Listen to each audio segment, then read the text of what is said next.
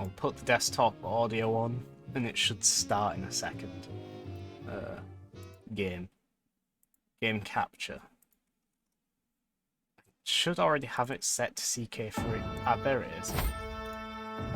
You're going to have to let me know if I need to turn down the game or not.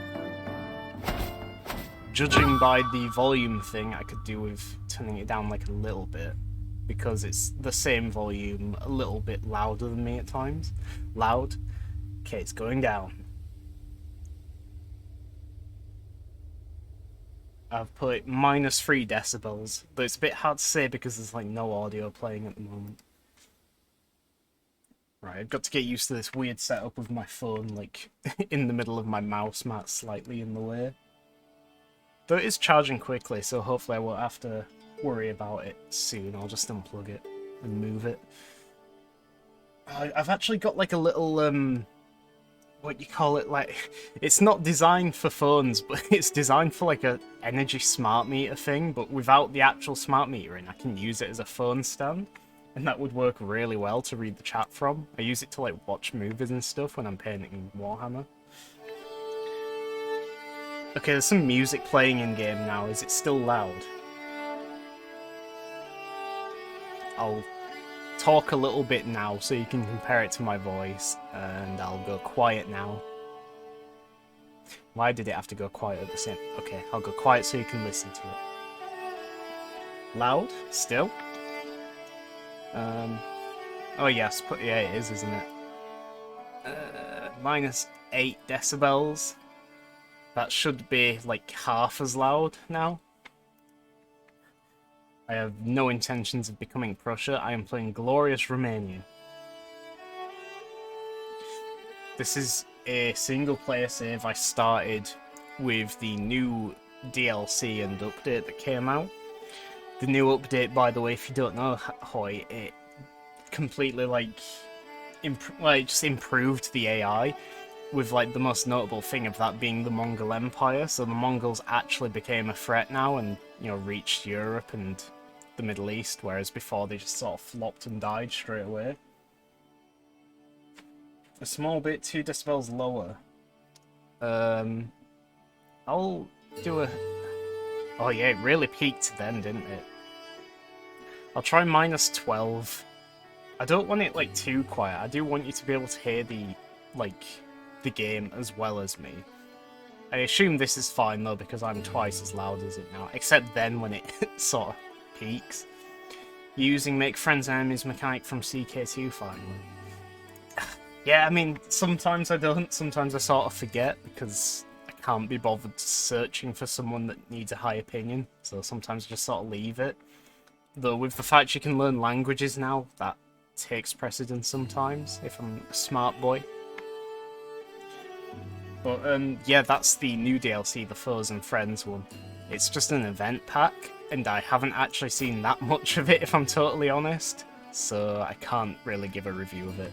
However, the update does seem good, because my Mongol Empire has already broken, but you can see the successor horde, whatever, what they're called, the successor Khanates, I think. It was Karakoramid, the Golden Horde, Chagatai, and then Persia, but Persia's already blown up. So they actually reached Russia here, and before they blew up, they were at 99% war score to annexing Ruthenia, which would have meant I had a border with them, and I was really excited for that. But then they had to go and blow up. So a little bit disappointed by that, but there's nothing I can do now, so I decided to just play the rest of the game like normal. Play Greater Romania. It's still loud on the peaks. It's an awkward thing, because like right now it seems fine. I'm almost 3 times louder than it is at some points, but you are right, when it does get to the peaks, it is just as loud as me. It's fine, leave it. Okay. 12.6 seems fine then. I think that's like halfway on the slider.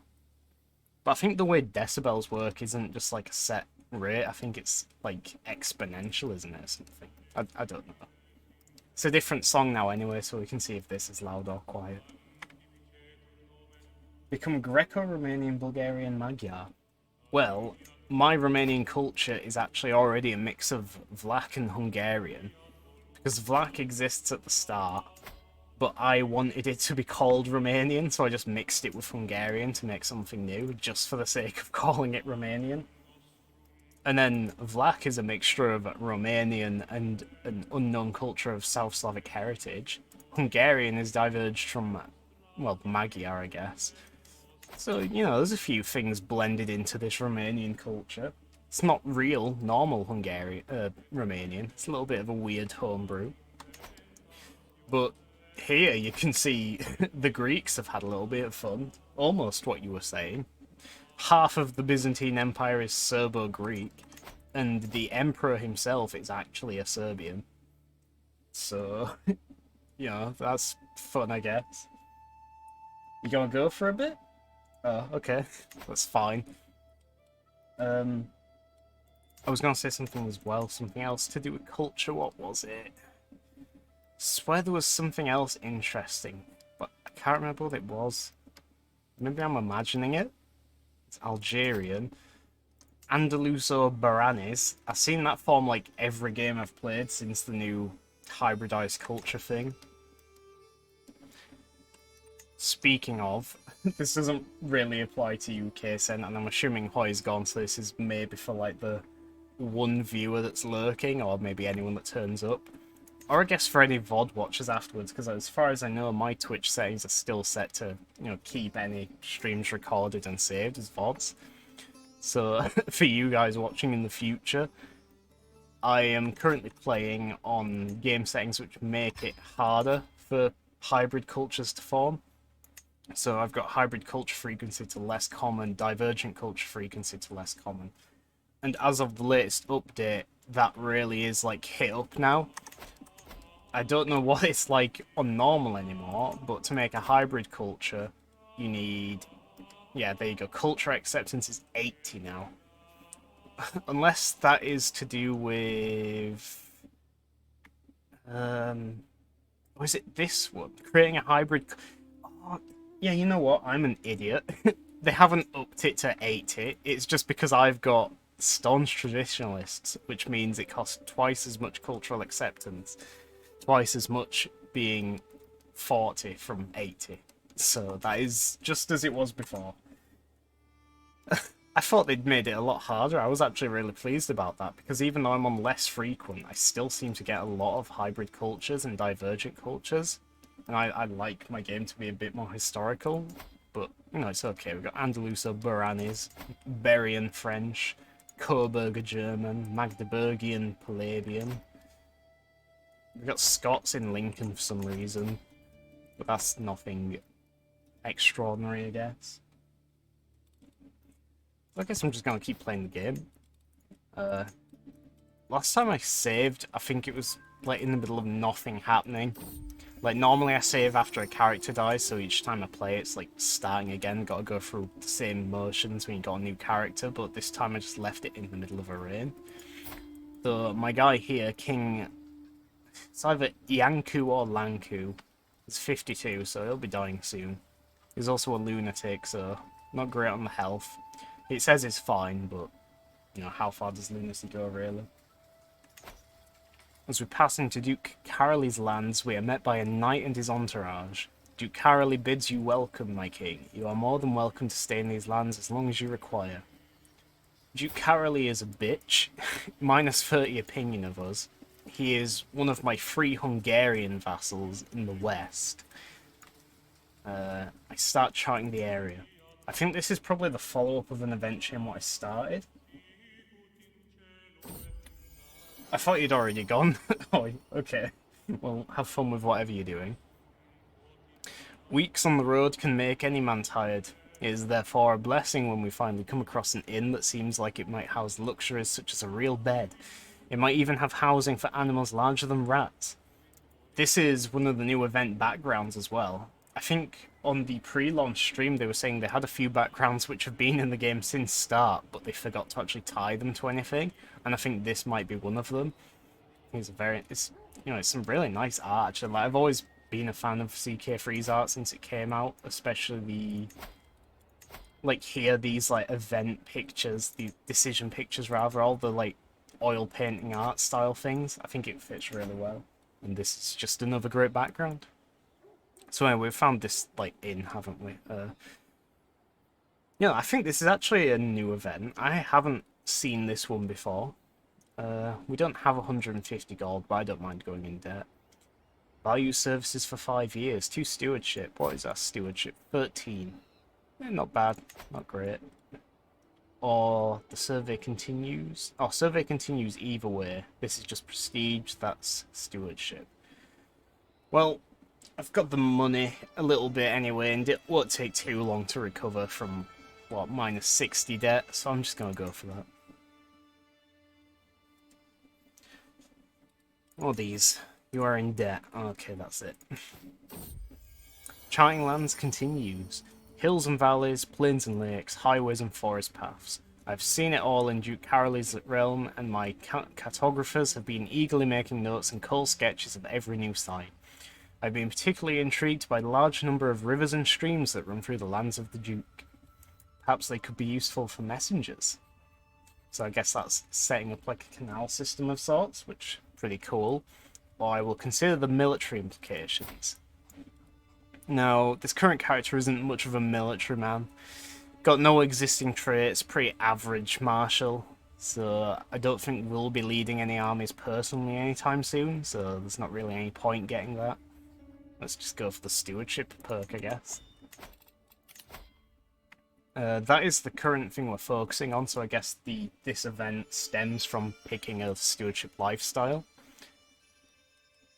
I think we will go down the architect's branch, because that lets us build more buildings, which means we get more money, which means we can basically do anything we want. Is that... Oh no, that's just a late notification. Okay, thanks, game. Yeah, this has been a fun game so far. I've played for 206 years. A handful of characters. Still a fair bit of the game to go, 200 years. But yeah, it's been fun. I've never really played in this area before. I played in Greece. I think I've played in like Bosnia and Croatia one time, maybe. I don't think I've actually played as the Byzantine Empire itself in CK3 anyway. So, it's been a nice change playing in this region. I'm normally a sucker for the like classic, medieval feudal European settings like the Holy Roman Empire, France, England. That's something of interest about this game. We've got a very big Empire of Britannia, which, you don't see the AI form this often. So good for them. What's this? Amalia can marry, my daughter. Do we have a son? Yeah, we got 2 sons, so let's just marry her off normally. We don't need to worry about patrilineally, or matrilineally rather. I think we've already got an alliance with the Byzantines, so that's not necessary. Could get an alliance with the Holy Roman Empire as well. It's pretty cool. I find it's always worth checking if you can get a matrilineal marriage anyway, just because, the alliance is good, but if you can then also have it so their kids are your dynasty, it's even better. But it doesn't matter that we can't. It's no problem. So there's that alliance. I think we're pretty strong position now, allied with the 2 biggest empires in Europe. I mean, Golden Horde could probably give them a run for the money. 29k men. Ooh, Byzantines have 57,000. Jesus. It's a big army. That's a lot bigger than last time I looked. Last time I looked, it was like 30k. He only has 8 martial as well. Where the hell is he getting these from? He's directly controlling a fair few counties, but that still seems like a lot. I guess his vassals have been busy building buildings, which is another thing to do with the new AI of this update. The AI apparently builds a lot more buildings now. Yeah, you can see that here, just this random ass castle. It's like fully upgraded up to the 1st tier of being a castle. Pope's got pretty good setup going. Level 4 castle, a few high level buildings here. Definitely keeps up with the player now then. That's actually good for the player. Like, even if you like conquer them and you still beat the AI, that means the lands you're conquering are already developed. It saves you a lot of time and money. And then of course there's the added challenge of an AI that's actually building stuff now. I don't think I'll be streaming for long this evening, because even though this is nice and things have gone well, I wasn't actually intending for this to be a full stream. Though this is a good time to bring up what I was foreseeing for any possible streams in future. I was imagining that 6 o'clock, half 6, roughly when I started the stream today, that could be a really good time for me to stream if I'm getting back into this. Because that way, I have, an evening to relax and don't really have to worry about anything coming up. People that are watching me in the UK are probably toning down with their dinner or tea for the evening, whatever, and wanting something to watch. People in Europe in a similar position. And then, even to an extreme extent, I guess Eastern US, I guess they're, like 6 hours behind, so that still puts them in, like, the afternoon, so it's not too early. I guess at worst, it's just people at work. Fabricating a claim. Oh, of course, yeah, my cousin, vassal, and friend, apparently, controls this county, which I want to control, because it is part of the duchy. Easton is just getting out of school. Yeah, so that's about 3 o'clock. Yeah. So if I did start at 6, yeah, it would be like early afternoon. And then if I stream for about 4 hours, they'd catch, I guess, the last 2 hours or so of a stream. So that would work well. I think it's probably the optimal time to stream then.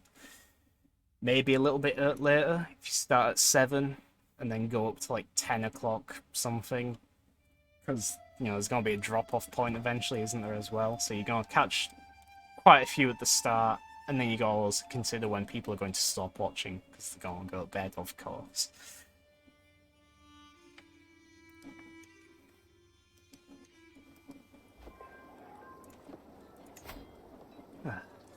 Sort of run out of steam here, I'm not used to chatting this much anymore. That was always a thing which I was quite impressed with myself for when I was streaming a couple of years ago, my ability to somehow blab shit for 3-4 hours at a time. I don't know how I managed it.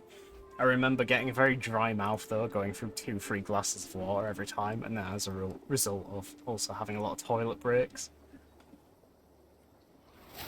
Which is why I was mentioning before that I need to get used to the fact that you don't have to talk every second.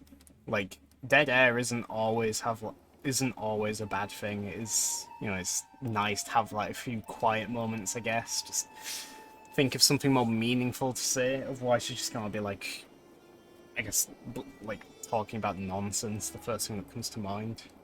Mind you, that is basically what I talk about all the time. 1.5 hours for a stream for the first time in years is a good time. Yeah, definitely. I think a lot of that is due to the fact that you, Hoy, Brat were all here. Cause I've always said that it's easier to stream when you've got people to talk to, because then you're sort of bouncing off them things to talk about. But yeah, I think, I've not done bad for like you say, first time back in 2-3 years. It's especially when you consider the fact that this was just going to be like a little test setup stream. I really wasn't expecting to like actually play a game. It was just going to be using Hoy as a little guinea pig, setting things up, and maybe doing my first stream tomorrow. But there's no harm in me doing it now. The enmity between my vassals Duke Milos and Duke Pirvu is legendary, and it has gone so far that the other nobles of the realm have requested that I intervene. So Duke Milos is a member of my family, albeit a distant one. He is this duke, quite near my capital. He's not on great terms with me. He doesn't like that I'm a lunatic. And then, who's the other one? Duke Purview of... this guy. He also is a nearby vassal. I'm considering this because if I upset either of these vassals enough that they want to rebel, if they're near the capital, they're probably the most dangerous vassals to anger. Border disputes, tax rights, family history, they have a litany of disputes, and even here at my court, they are barely able to maintain civility. Ah, so this is an opportunity for another stewardship perk. Yeah, let's go for it. Try and mediate these two lads. Still recovering our money from when I spent 150 at the inn. No, it's no problem with not in the middle of a war or anything. Now, so this is about horses. Duke Milos has yet another complaint today, of course. The horses bred in Targu Jiu have long been famous, but now merchants from Targovista are selling them as if they had bred them themselves. In Targovista. I'm probably pronouncing that wrong, but who cares? Duke Pervu objects to this. They are bred there. Should the merchants lie about their wares? Origins must be respected. That's nice. We like a bit of renown. That lets us get very strong perks for the whole family. It's favouring Duke Milos. They are not from thingy, but Romania on the whole. Okay, that's a balanced approach. And then this one favours... what's his face? Pervu.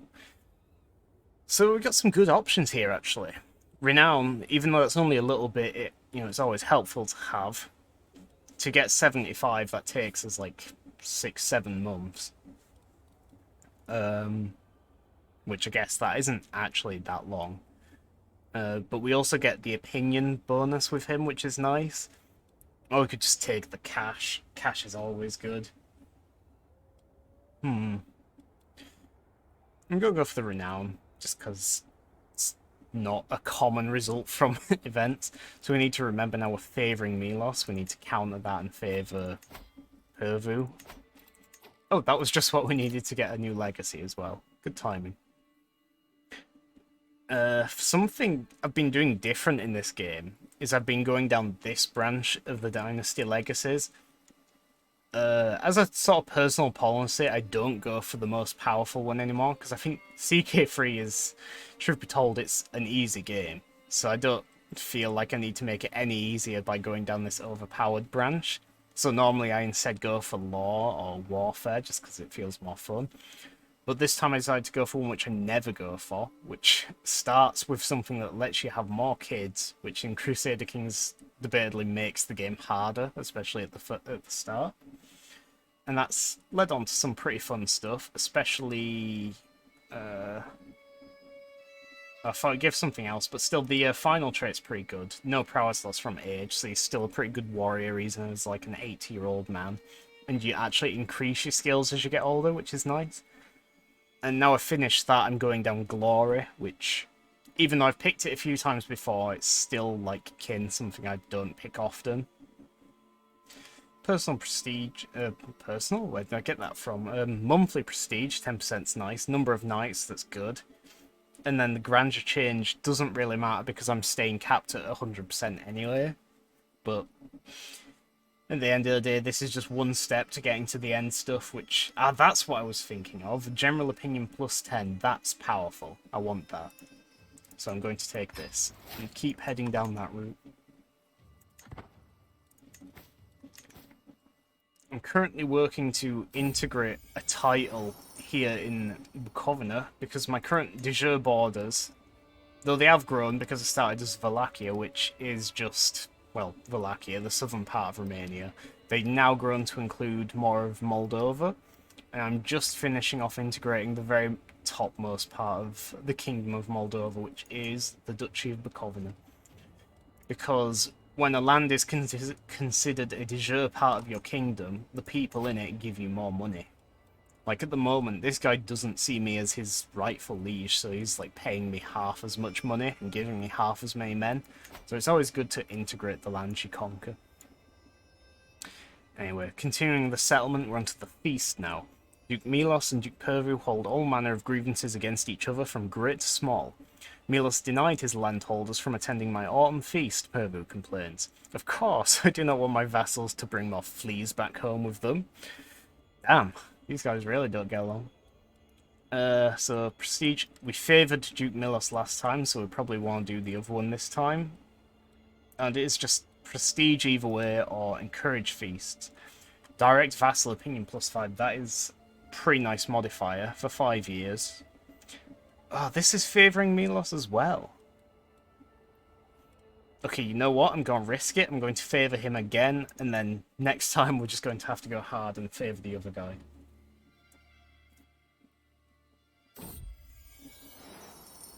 Ah, shit. There isn't a next time. When Duke Milos and Duke Pervu arrived, I did not think they could be spitting more hatred and bitterness at each other. How wrong their departure proved me. They're now rivals. Well, I'm gonna say that's not a bad outcome. For my vassals to hate each other, they're probably more focused on attacking and hating each other than they are me. So I'm not gonna complain about their rivalry. And at the end of all that, they do have a positive opinion of me now somehow. I guess, yeah, even though I favoured the other guy, he still likes the encouraged feast things I just picked. So, you know, that paid off a little bit. And then all these other vassals also have that +5. Ooh, she does not like me. Who am I swaying at the moment? Ah, Jakub. Don't really need to sway him, he's already got a decent opinion of me. Are there any factions? Ah, Duchess Ekaterina of Moldavia. Let's sway her. She's the most powerful vassal we have in a faction. 5,500 men, that's pretty strong. Oh good. Jakub II of Bugiak, which is here, he wants to display his loyalty, and he's doing so with a gift of 55 gold, which is always nice. I waited patiently on my throne for the arrival of Duke Jakub, who is soon announced and ushered before me. He kneels in deference as attendants bring forth his gifts as coin and precious objects. The oath is taken, and scribes record his pledges to serve Kingdom of Romania. That should be the Kingdom of Romania. At last I bid the Duke arise, confirming my satisfaction and Jakub's rights to the land he rules in my stead. I accept your generous gifts, Duke Jakub. Generous indeed. And we get a bit of renown for this, which is nice. We're integrating Bukovina a little bit more. That's only going to take 5 more years, which is good. We've got our mum working on that. Queen Mother Kunigunda. She is also Romanian born and bred. Maybe. She might actually have been Hungarian that converted to Romanian. But she's going to die a Romanian, and that's what matters.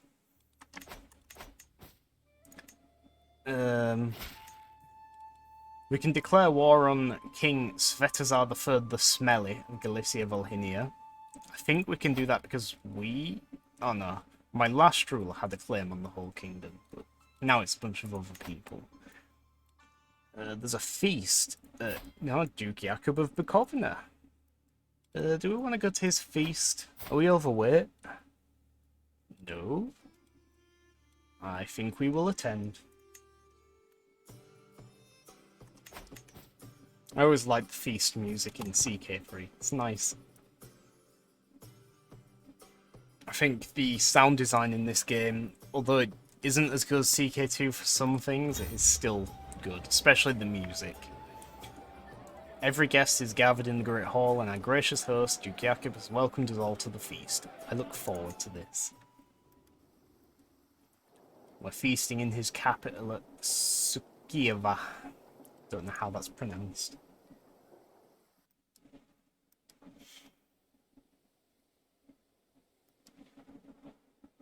I'm playing on speed 3 for this game, which is another thing I'm doing different to normal, because I think I picked it because the Mongol horde thing was going to spread and grow out, and I wanted to take my time and sort of min-max and make sure I was ready to hold them off. And I've just sort of stuck with it. Normally I play on speed 4, but you know, sometimes it's nice to take it slow because you can just take it in and enjoy the events, even though you've read them a million times. I'm proud to see my son no longer as a child but as an adult. For the longest time, I was hoping that good tutelage would be enough to teach Sigismund the intricacies of warfare. I was naive. He has only developed a basic understanding of the subject, but at least he has learned the essentials of managing an army. I can only hope that the rest will come with experience. Oh, he's basically depressed. At 16, that is tragic. I mean, he's got Confident Knight. His prowess is Okay. Yeah, that is not great tutelage. The game is right. Oh, it's out air as well. That is disappointing. I wonder if his younger brother, Leventi, will come out better. He is being trained in diplomacy.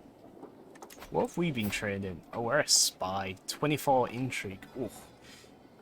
Better players than I could probably make a good use of this high intrigue, but I'm really not used to playing the spy game in CK3, so I really don't get good use out of it. I just appreciate the this stuff here, the scheme discovery chance. Lower chance of you being assassinated. While hosting lords and ladies from realms near and far, some opportunities to portray my vassal Duchess Ekaterina in a good light have presented themselves. My lord, pray tell, who is the most noble lady person you have... most noble lady person... most noble lady person you have heard of? Duchess Ekaterina, without a doubt. We don't mind the prestige loss because we've got loads. Don't think there's any interesting decisions we can take. Certainly no major ones. Got another perk, it's always nice. I guess we just save up money to build more buildings then. Forgot to open the outliner as well. I normally play with this on because I like to see if my holdings are actually currently busy building anything. But we can't afford anything right now anyway. I think most of these holdings are probably waiting for castle upgrades, which cost a lot of money. Oh, I forgot we got a claim on our cousin's land here, didn't we? We might as well strip that of him. Strip him of that land, rather. He's going to give that to us without a question. Greetings, cousin. I see no choice but to bow to your decision to strip me of the county of Ialomita. Which, it has Bucharest in, but that is actually a barony I renamed. I have no idea of the history of the city of Bucharest. I don't know if it was even founded in by 1275 AD, but who cares? I called it that. With a mighty burp, I pushed the rest of my plate away from me and sprawled back in my chair. Lately, my kitchens have begun to swell with golden grain and freshly hunted game, giving all my courtiers the healthy sheen of the overfed. I grimace. Though this bounty is great, it cannot last forever. I must decide what to do with all this excess food. There's a special option for being insane here. Yes, they do look rather plump. Oh, this is to become a cannibal. Larders of thoroughly ordinary meat and entirely unrelated disappearances. Oh god. So we become a cannibal, and I guess the implication is here is that our food stores are filled with human meat. How lovely. Welcome back, Hoy. Romania and India. Where did you get that idea from? Cannibal. I mean, it would help us lose stress. We would get a good fort level in the capital. We'd lose a garrison size and piety, which we don't have. And we're already at, like, the second lowest level. Salt it or smoke it as long as we store it. Garrison size is nice. My guests and I shall dine richly. There is no reason to pick this. I guess for RP reasons, maybe. Even the servants shall eat as their king does. Bread for the peasantry. I think this is my favourite one. I normally go for this because development growth, that's like my favourite modifier to go for. Because higher development means more money. Got it. Realise I have not had dinner yet, so I'm going to go sort that. Good idea, Kason. You go enjoy your dinner. Have a good rest of the stream. Talk to you later. See you later, Kason. Thanks for joining. Enjoy your meal, whatever you have.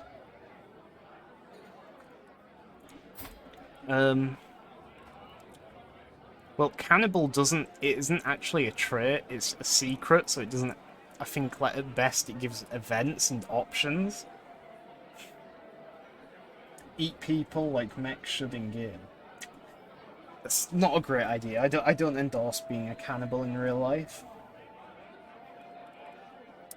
I'm just going to go for the one I usually go for to get more dev growth. Our capital is currently 32 development, which is pretty nice. If we look at the development map mode, I mean, there's a lot of big contenders, just the usual ones. You got Constantinople, which is 60, and then a bunch of surrounding stuff of a similar level. Rome, of course, 50. I think it's pronounced Cordova, but it's spelled like Cordoba in English, and here it's Katuba. That also might be a V instead of a B, I'm not sure. I heard my lecturer one time pronounce it as Cordova, so I just copied him. This is also 51. Paris, a bit disappointing, only 39. Prague, doing quite well, 42. And then that's also surrounded by high dev provinces. Baghdad, another one, 43. You know, there's quite a few golden patches on this map. You know, we're not doing great, but we're not doing terrible either. I think considering we're playing as Romania, a kingdom which didn't even exist at the start, we're doing alright. No more cannibal trait. Well, I think there technically is a trait, but you only get it when the secret becomes public. Czechia. Kiev. Yeah, Prague does start the game with high dev. As for the surrounding ones here, like Žatec, Plzeň, and Doodleby, whatever, I don't know about them, but you know, they're clearly doing well as well. Not far behind the capital, Prague. Yeah, we'll go to a feast again. Kiev as well, yeah, that's... Where's that? Yeah, 30. That's... I think we're doing better than that. Yeah, 32. And then India has a couple areas, isn't it? 44 here. The capital of the Chola Kingdom, Tamilakam.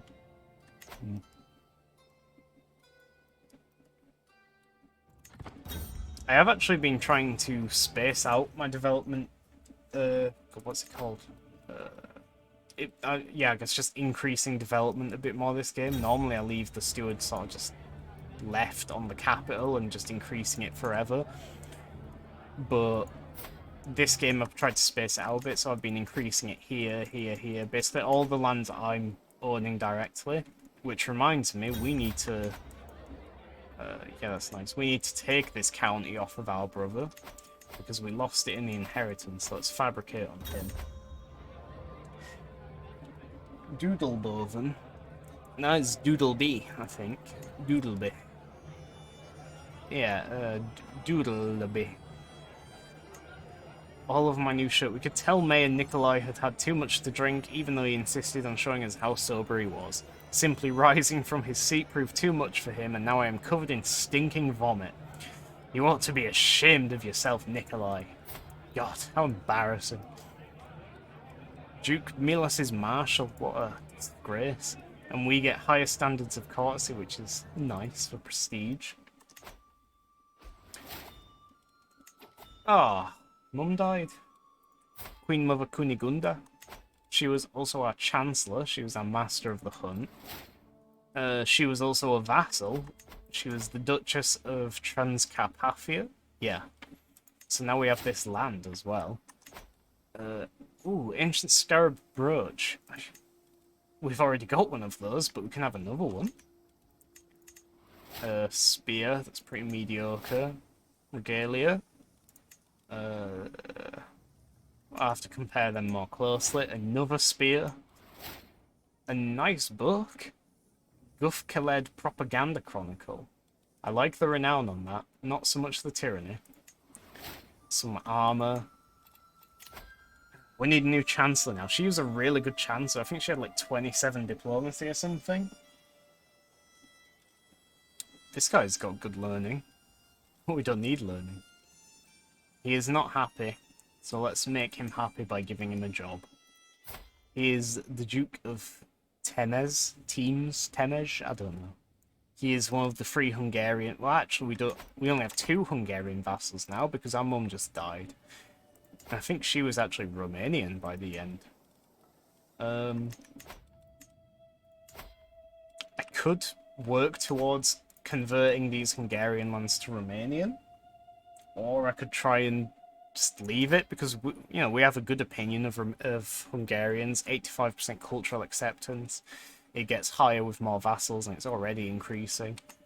The land's already Hungarian, and I think the people will probably appreciate being led by a Hungarian, so I'm gonna give it to a Hungarian. Just gonna give it to a random generated character.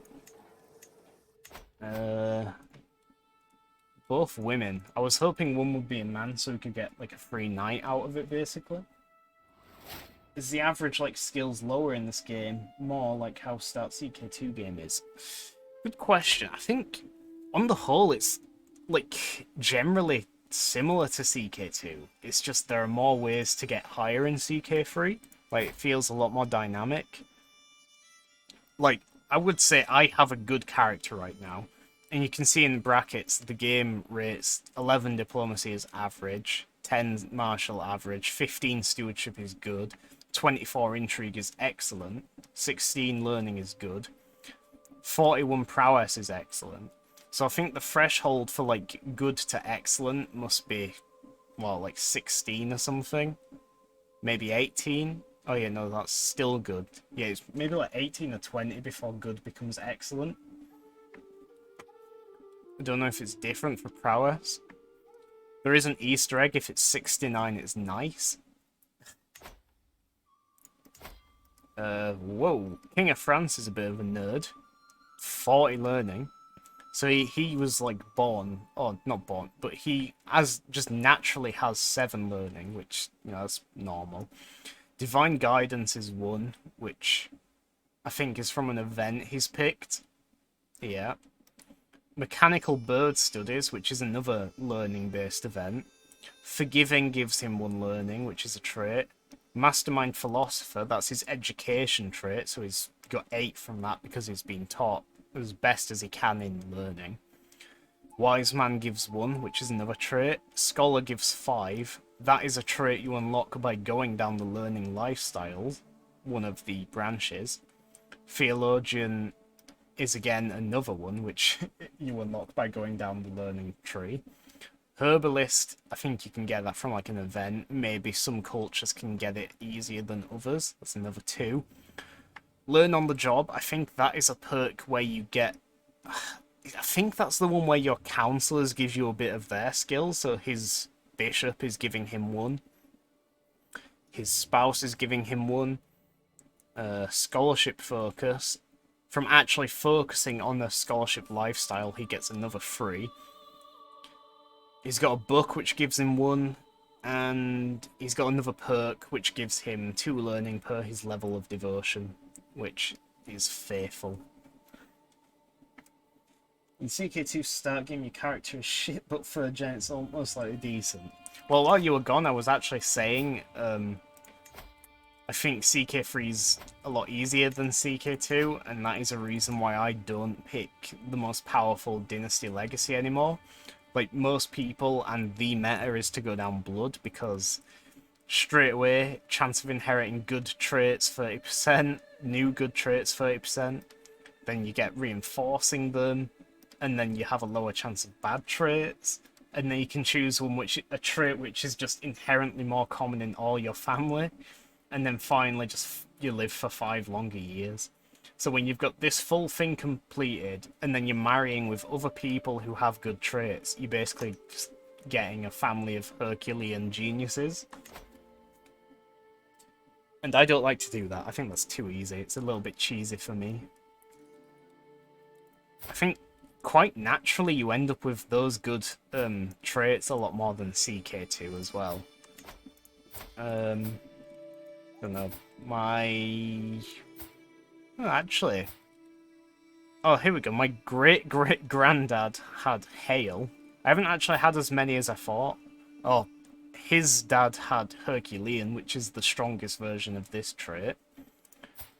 I know, bad examples then, but on the whole I do feel they are more common in CK3 than CK2.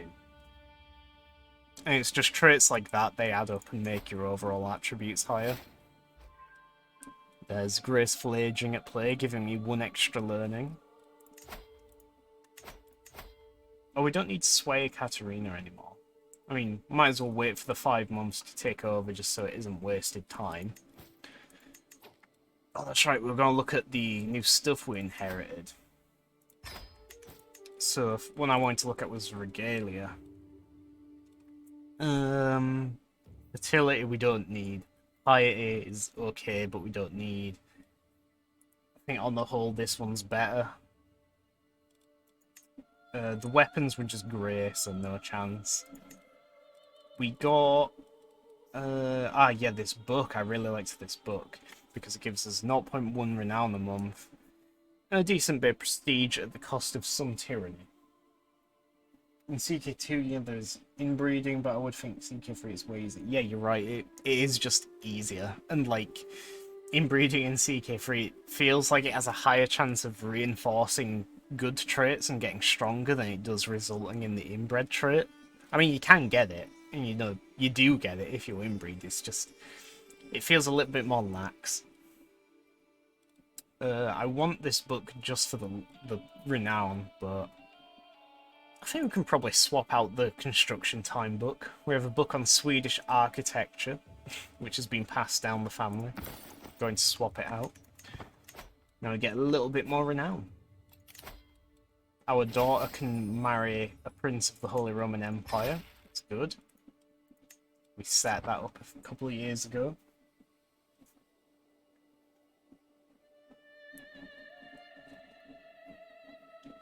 Just noticed we got a lot of money saved. Oh. That is enough money, in fact, to do a lot of building. Well, not a lot of building, but a lot of options. So we can upgrade this castle, we can upgrade these, we can upgrade the castle here.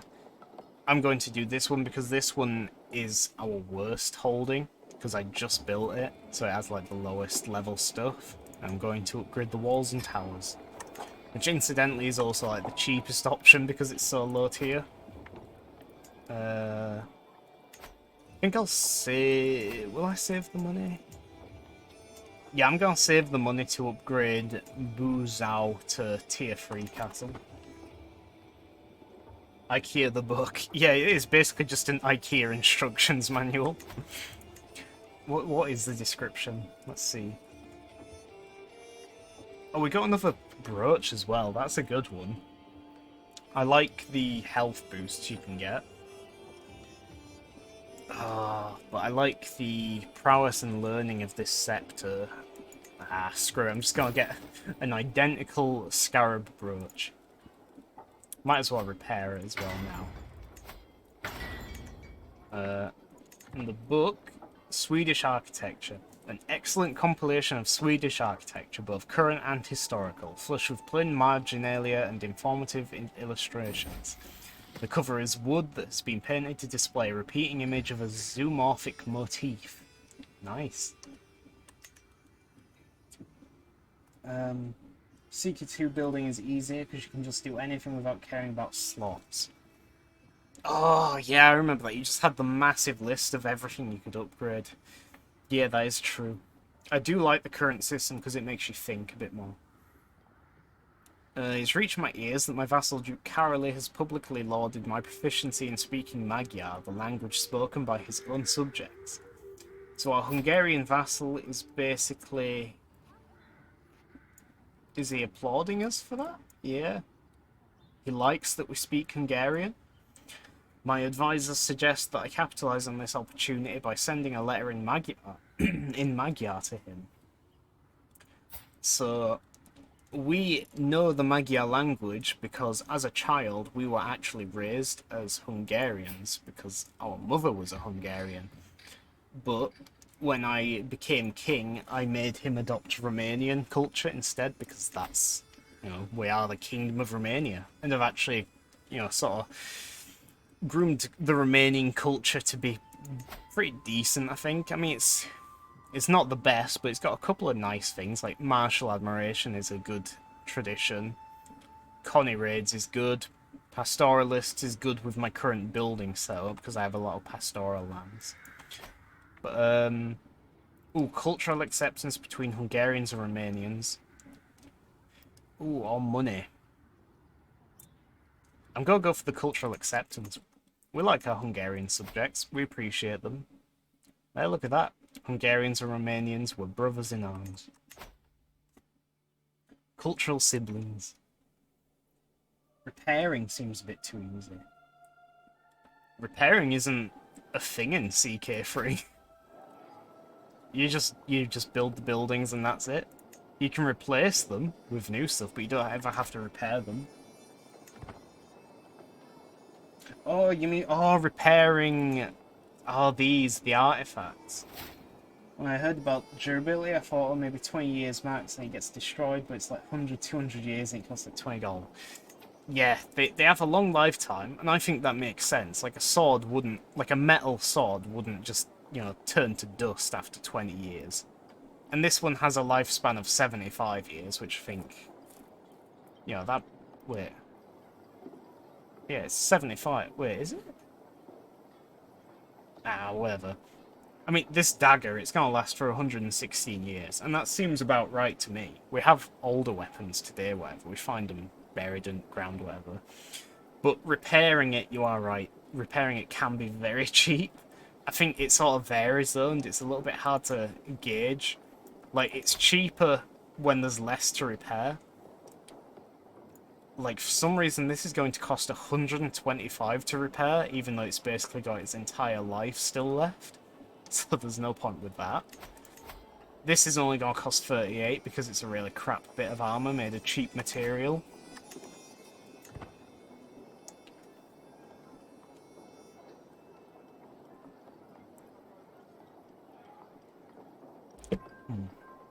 Oh, there we go. That's where it's finished now. So let's focus on him. But he is a pretty big guy. He's not got that many men, but we'll sway him. Try and get him out of that faction. Not that it's even a threat. I'm not actually sure where I want to expand next outwards, because I like these borders as they are for a Greater Romania. So, like, Romania ends at the Dnieper. It's defined by the Danube, by the south. I guess we could maybe take more of Hungary and, like, follow the Danube here, but county borders get a little bit funky around Budapest here, which is just Pest and Visegrad. What even happens if something goes to 0? Or it either just pops up in the top saying that it's been destroyed, or you get an event which is like a last chance to repair it, and if you don't pay the money then it gets destroyed, so it just disappears. Simple as. Will it just die, or you need to repair? No, it disappears. And if it's gone, it is gone. There's no way to get it back. If you have an antiquarian, which I do, here we go. This makes it so they decay less. So by having an average rated antiquarian, our artifacts decay 17% slower. And the aptitude can vary 5 levels here, from terrible to excellent.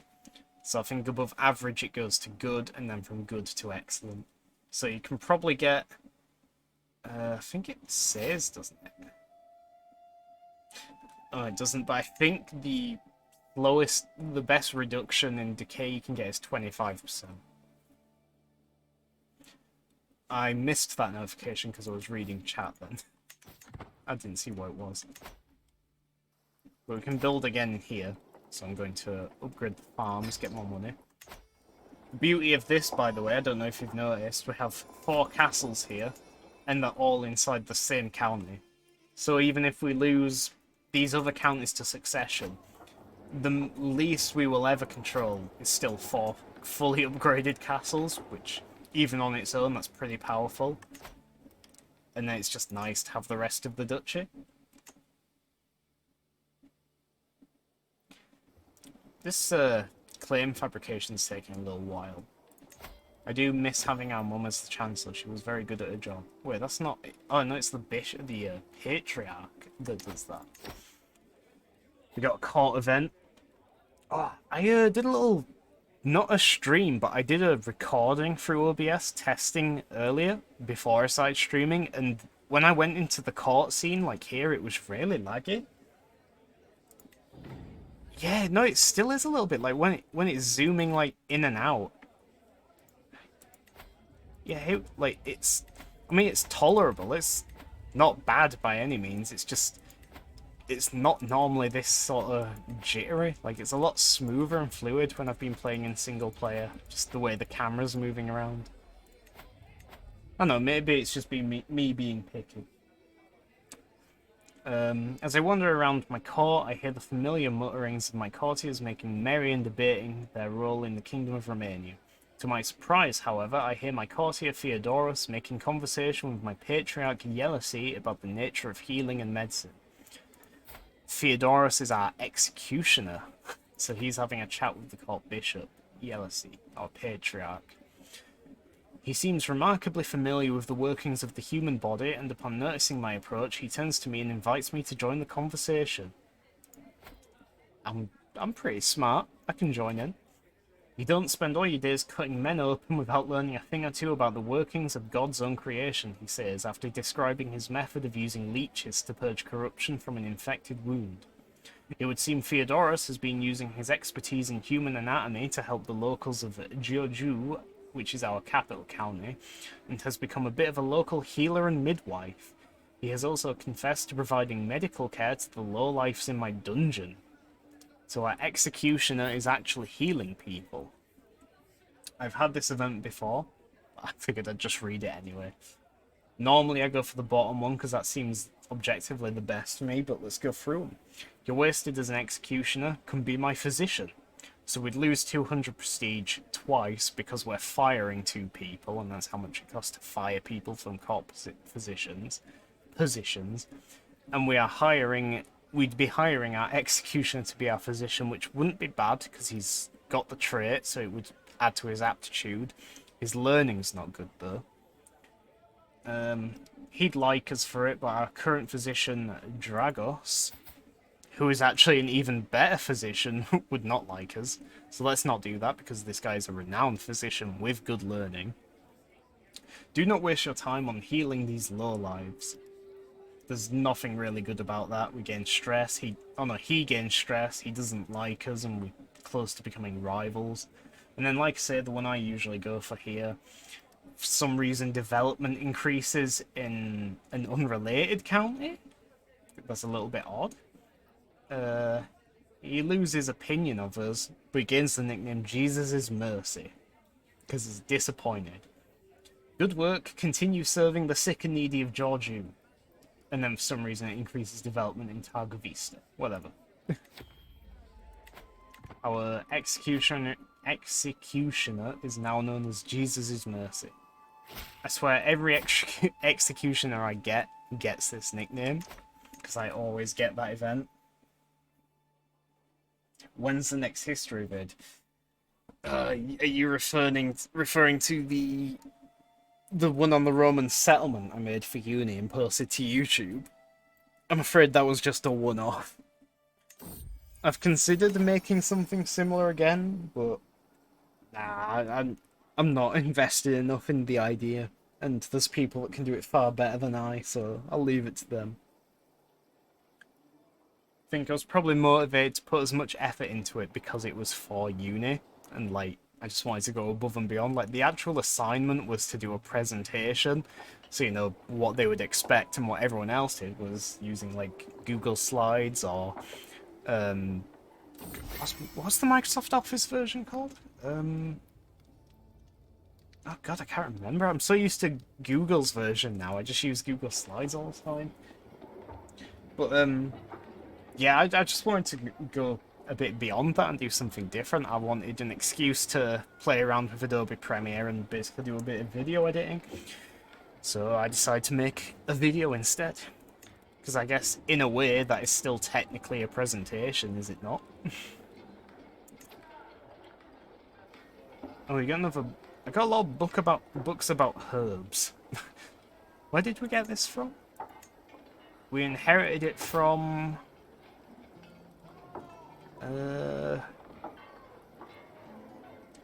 our granddad, I think? How odd. It was good, if you remember correctly. Well, thank you. I did try. I cringe a little bit whenever I go back and rewatch it, because the way I was speaking was super forced. I had like a really strict time constraint, and even then I went over it by like 10 minutes, so I was trying to speak quickly.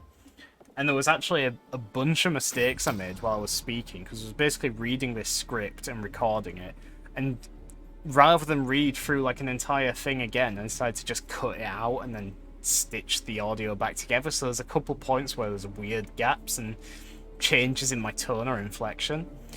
Spymaster has come to me with grave news. While we do not yet know who, someone is plotting to kill my Uncle Peter. Oh, not Uncle Peter. He's our murderous antiquarian. We like Uncle Peter.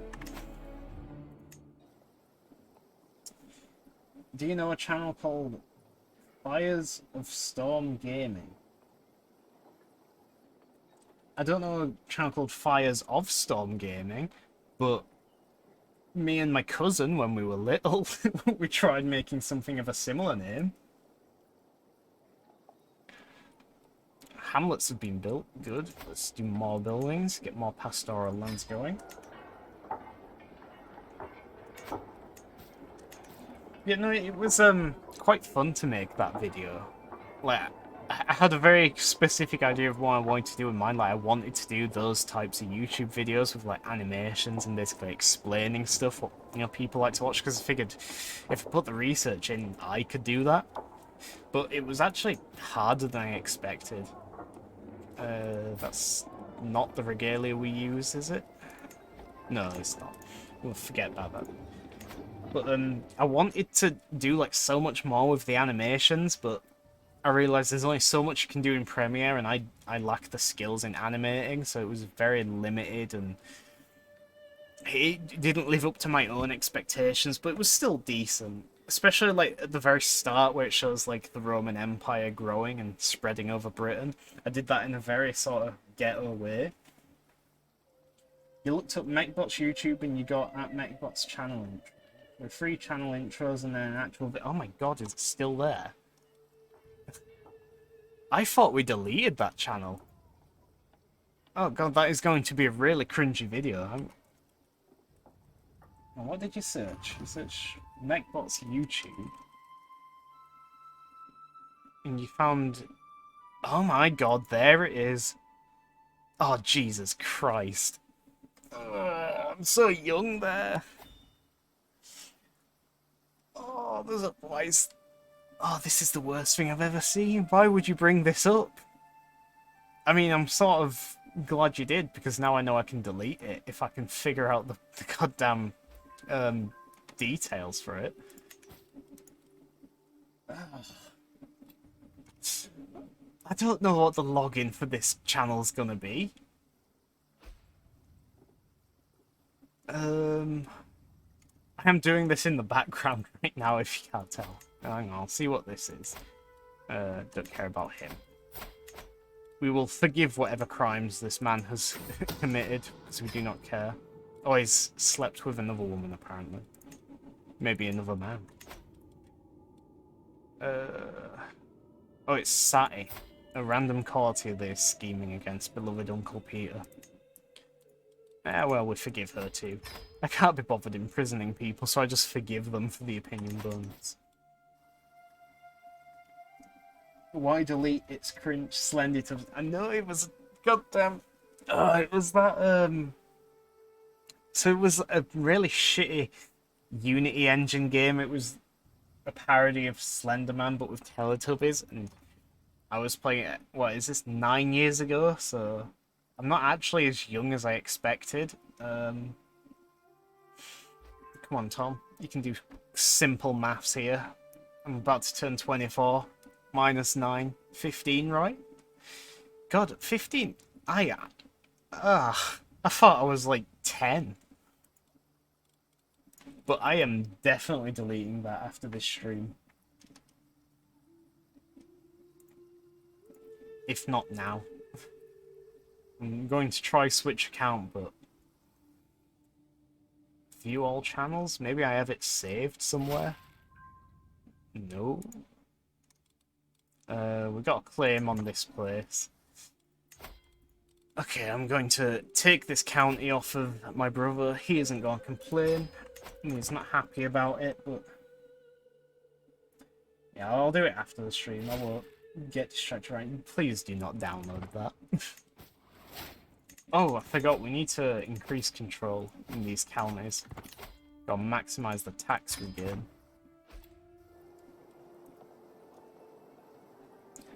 1 second.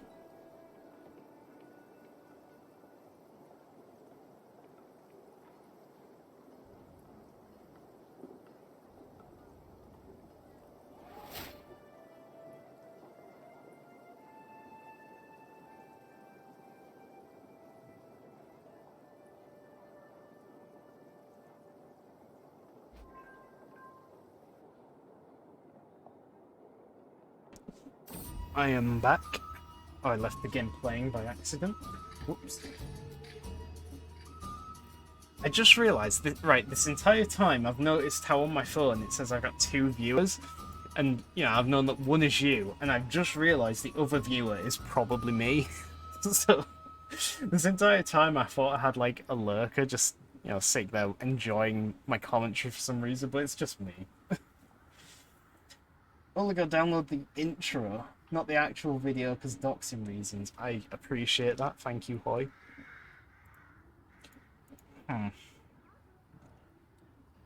Gift fit for the hustle and bustle is palpable among the travelling merchant souls. This is a new event. The temporary shacks are stacked to the rafters and contain all manner of knickknacks. These pieces are positively radiant and would make a lovely gift. As Queen Ayasun and I walk by one of the merchants peddling jewellery, she hesitates slightly as she leans in for a closer look. Perhaps one of these would brighten the day for my imposing wife.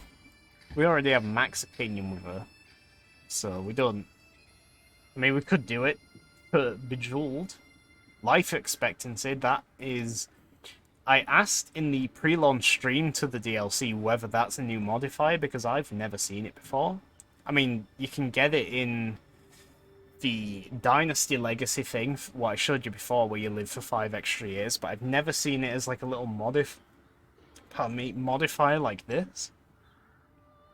But I don't really want to spend 300 gold on some jewels for a wife that already loves us, so the gift of my company is bright enough. Indeed. We finished promoting culture, which I was doing in the north here because before this was all Romanian, Russian culture actually extended all the way down to here for some reason. So now it is glorious Romanian. And with that, we can set our steward back to increasing development, which I will do... Do I do it? I think I'll just do it in the capital. It also has a Twitter. Oh, God.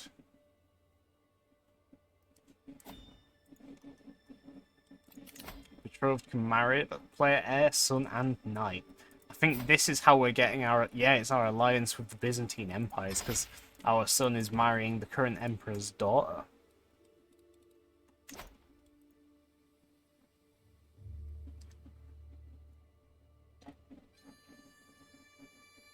What time is it? It is nearly 9:15.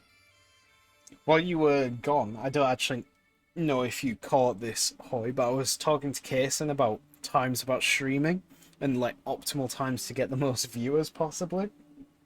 And I was saying, I think if I do stick to streaming, it will probably be at 6 o'clock, maybe 6:30 for me, because that way, you know, people in the UK getting ready for the evening, maybe having the tea, dinner, whatever, want something to watch. People in the rest of Europe, they're only an hour, maybe 2 hours ahead, so they're already getting into the evening, so, you know, prime time for them to sit down and watch something on Twitch, probably not busy. And then even to an extreme extent, people in EST, in America, Eastern Coast, they might even catch a glimpse of it. Like Kaysen said, like, people will probably just be finishing school at 3 o'clock, I think, if I start at 6 or so. But yeah, you gotta consider if I'm streaming for like 2 to 4 hours, you know, that's probably the most optimal time. Because then most people are going to be able to catch it. People in America just after work, after school. People in Europe in the evening. I think that sounds best. What's this? Our vassal, a random old mayor, is trying to make us love her? No. There is something peculiar about my vassal, Mayor Monica. Is it the way she smiles, the unmistakable peal of her laughter, or perhaps the kind way she treats everyone, highborn and commoner alike? I cannot quite put my finger on it, but at least one thing I know for sure. When I'm in her presence, I find it hard to focus on anything else. Ah. We've got a good relationship with our wife. We're both intricate web weavers. We're both lustful. You know, I think we're quite happy with our wife. We're not that bothered about May and Monica. We're not distracted by any other woman. We're a good husband. American's evening. No, because America's are hours behind, aren't they? Because if it's like evening in Europe, then they're a few hours behind still. They'll be just finishing the afternoon, getting into the afternoon. And then in the West Coast, it'll still be morning, which I wasn't really counting on. But I guess if anyone wants to watch a stream in the morning, let alone my stream, then I can. I just figure 6 o'clock to maybe 10 o'clock is the optimal time. Feel sort of bad leaving out anyone from Asia there, but I don't think even when I streamed 2 or 3 years ago, I never really had much appeal from Asia. Like, most of my audience was European. I think most of them were Dutch. And that's probably just because of you, Hoy. Yeah, tea. That was a bit awkward. I said tea and then I corrected to dinner because I realised not everyone calls dinner tea. Like, when I say tea, I mean dinner. So I said tea, dinner, whatever. Our younger son has come of age. Excellent grasp of all manners and etiquette. Yeah, level 3 diplomacy education, that's okay. I think I like our older son, our current heir, better, just because even though he's not got the best education and stuff, he's got... Yeah, I mean, he's just primed to be a better soldier, which I feel is a safer bet than an average diplomat. Even though he's got that good education, he's still only got 8 diplomacy, that's sad. The game wants me to marry into one of the successor khanates from the Mongol Empire, but I think that's a little bit silly. So, ooh, Poland, Poland, that's a good choice. They're close by, they're quite strong. In Dutch you have night, midnight, morning, and then I don't know my English times of day stuff. Oh, okay. Night, midnight, morning, midday. Well, people might disagree with me, but I say evening is from 6 o'clock to about 8, maybe 9 o'clock PM, and then it becomes nighttime. I'd say it goes morning, afternoon, evening, nighttime. And then some people could probably break that into more or use less, but that's generally how I gauge it.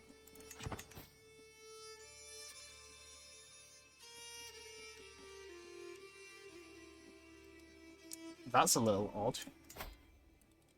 French Sicily, based out of Savoy. Oh, it's not Savoy, it's Viennois. And they don't actually control any of Sicily. That's disappointing, because at the start of this save, Sicily is like dominated by Robert the Fox, the Norman, and he actually went on to form the kingdom, hence the title. And, you know, Normans ruled Sicily as a kingdom, like pretty much all of it, for quite a few years actually, so it's a bit sad to see them relegated to Viennois now. We finished increasing control there, so let's do it here now. Way more in English, not gonna lie. I didn't say basically the same amount of words or phrases as you did. I learned of someone's a non-believer. Ooh, God forbid. Don't really care about that. I mean, he doesn't even have a wage, so we can't like blackmail him for any money. My spy master has come to me with grave news. While we do not yet know who, someone's planning to kill Dragos. Yeah, that's our court physician. Ugh. First one I'll kill Uncle Pete, and the other one I'll kill our old chum Dragos. Can't believe the audacity of some of the people in our court. We've got a lot of money saved up again, so I can finally upgrade this castle I wanted, which is very expensive. You know, it's a shame because I don't think I'll be seeing this game through to the end date. because I guess for almost roleplay reasons, I don't want to expand beyond my current borders. And I can't exactly just sit exactly as I am for 200 years. That would be a bit boring. I could try and take Hungary, but that'd be a bit ugly. But I suppose I could then form the Empire of Carpathia. At one point I had a claim on Galicia Volhynia, but I didn't take that just because of how weird I would have looked. A commoner of Pecheneg heritage. The Pechenegs are another culture which play a role in our kingdom. They make up this entire region beyond the Dniester River. We need to be converting them to Romanian at some point. But for the time being, our vassal there is actually a Pecheneg as well. Commoner of Pecheneg heritage has been accosted in the streets of our capital over some minor offence. By making a statement in their defence, I could perhaps convince my vassal, the equally Pecheneg, of my good character. Oh, this is because we're trying to sway him. Well, sure. Pechenegs are good people. We've got the prestige to burn, it doesn't matter. I never really care about that option anyway. It's very rare that I have no prestige in CK3.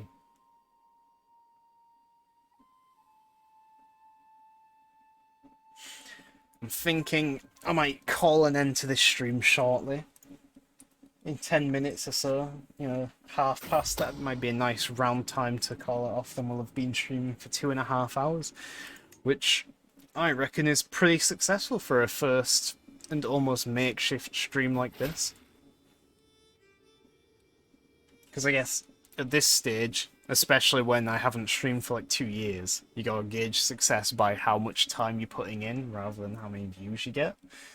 Because it's always going to be hard to get views when you're small. And at the least I've had you, Hoy, to keep me company for this stream. I had KSN, Brat at the start, they were nice to talk to. Very nice to see. We're doing another feast, okay. I just sort of click some buttons like instinctively now in CK3. Like I recognize the picture, I have a quick scan of the options, I know which one to click straight away. Which is why I bought the new event pack, because I was hoping it'd spice things up, give me a reason to stop and read every event again, but I've hardly seen any new events. I've seen like 3 or 4 of them, I think. I've seen quite a few of the child-related events, but they're pretty shallow, to be honest. I don't really want to risk getting the drunkard trait. The drunkard trait is not good for stewardship or health. 10 opinion, we can hack that. You know, 27, that's still fine. Morning 6 to 12 AM, midday it's 12 AM to 6 PM. Night is the rest. Oh, so what you call midday, I call the afternoon. That's basically it. It really pained me to use AM and PM. I'm too used to the 24-hour clock. Never liked 24-hour clock. Bit of a funny story. In the year that like my class, whatever, in like primary school, were taught how to read a digital clock, 24-hour clock, I was on holiday for that week, so I happened to miss it. And as little as it is, missing that week and learning how to read a digital clock, that like really delayed my ability to read digital like comfortably for quite a few years. And I always had like an old like analog clock in like my living room, like well, it's now my dad's house. Like, yeah, this old clock. So I just grew up knowing how to read a normal clock face. So I just got used to AM and PM. In Netherlands, you basically learn both. Well, that's what was strange about mine. Like, even though we were learning how to read digital, apparently most of the people in my year, my class, they already like knew, and like I was a minority that knew how to read analog. And I never understand what could be confusing about it. I still don't really get how it could be confusing. What are we doing here?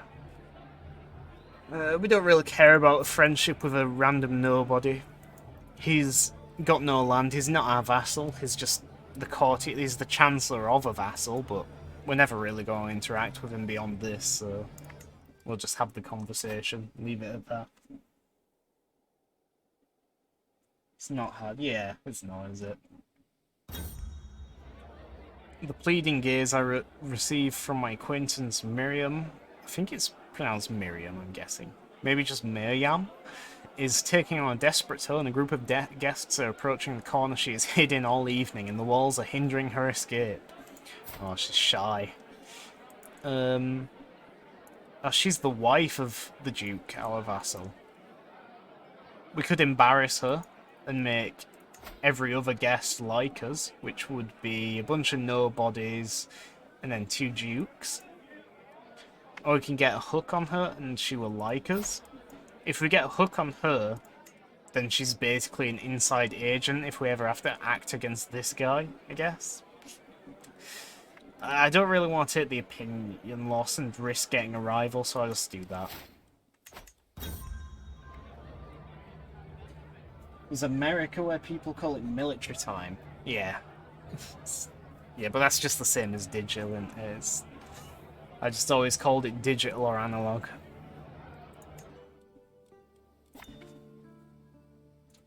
It's used by the military because it's way fucking easier to understand. Yeah, but the reason I struggled with it was because, like, say, I grew up using, like, reading a normal old analog clock, so I only ever, like, knew a clock as going up to 12 and then restarting again. So when it came to, like, reading digital, it went, like, 13, 14, 15, 16, up to 24. I basically had to do maths to figure it out.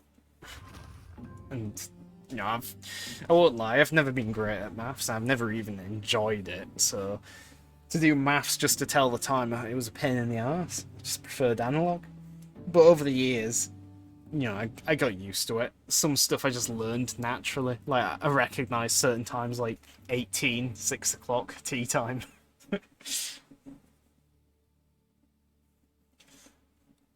Yeah, I guess from there it became easier to do the maths, because then I knew 17.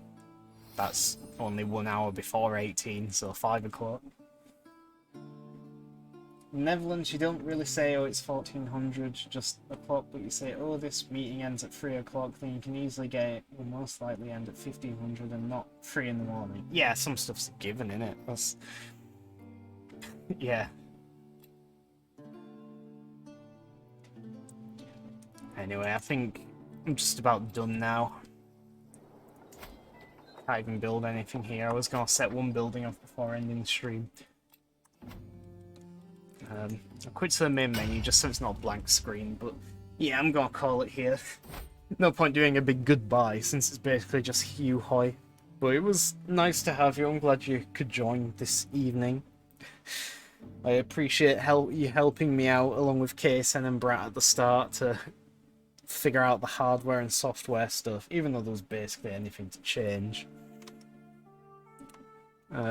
Oh yeah, and I'm going to get straight on to deleting that channel as soon as I'm off the stream.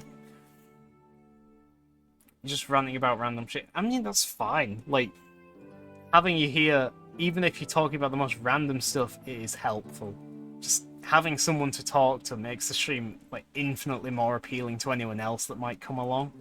Just because you're actually talking, and more so you're talking about something relevant rather than to yourself.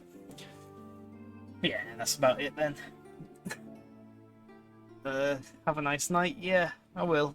You too. I'll still be on for a few hours. Just want to end the stream because I'm done talking for tonight, I think. I don't fancy playing a different game on stream. Helping out by removing other cringe, yeah. I say, I thought that was deleted. I thought I deleted that years ago, but guess not. But yeah, thanks again for joining, Hoy. And thanks, I guess, after the fact for Brat subscribing, which is a little bit ridiculous, but I appreciate it nonetheless. I guess thanks for any viewers that are viewing this in the future on the VOD. Check out the channel. I hope you liked this video, this stream. Be nice to catch any of you live. Also about how you can faster see if the streamer's actually talking, not muted mic. Oh, yeah, I know what you mean. Yeah, because if someone's just sitting there quiet, not saying... yeah. But yeah, that's about it. I'm going to end the stream now. I guess see you tomorrow, hopefully, Hoy. Like I was saying before, if I'm streaming, it will probably be about 6 o'clock, 6:30 maybe. So if I do hope to see you then.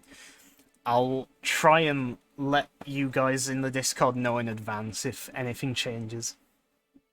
Or even just if I'm still planning to do it, I'll give you like half-hour heads up or something. You don't need to sub, don't worry about that. I still think it's a little absurd that you subbed to me in the first place. I don't get it, but I appreciate it, so... I'll see you tomorrow then. Bye-bye.